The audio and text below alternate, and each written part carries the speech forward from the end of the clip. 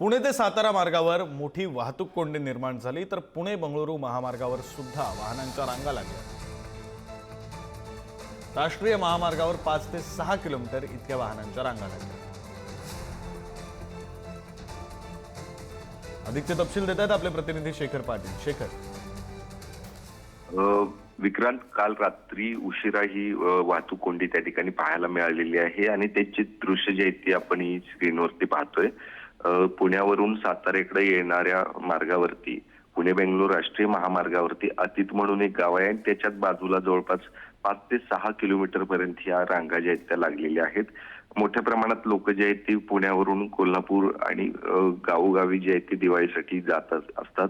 दरवर्षीच अशा पद्धतीने वाहतूक कोंडी पाहायला मिळत असते, मात्र ही वाहतूक कोंडी अतिशय जास्त प्रमाणात काल रात्री पाहायला मिळालेली आहे।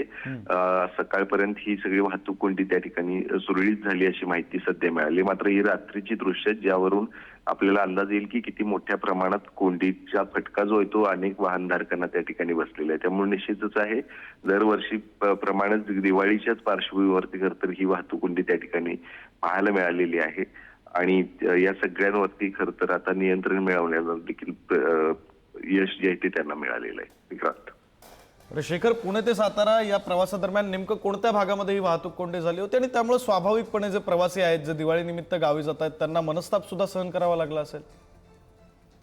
विक्रांत, बरोबर आहे। पुणे टू सातारा जाणाऱ्या अतीत म्हणून एक गाव आहे, साताऱ्याच्या अगदी अलीकडे असणारे गाव आहे। त्याच गावाच्या परिसरामध्ये जवळपास 6 ते 7 किलोमीटरच्या अंतरामध्ये ही वाहतूक कोंडी झालेली आहे।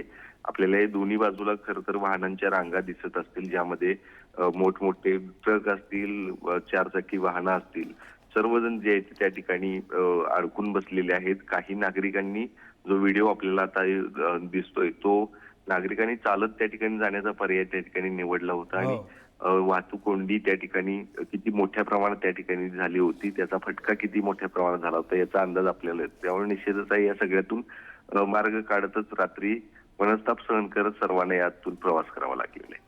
विक्रांत, बरं, धन्यवाद शेखर या सगळ्या सविस्तर माहितीसाठी।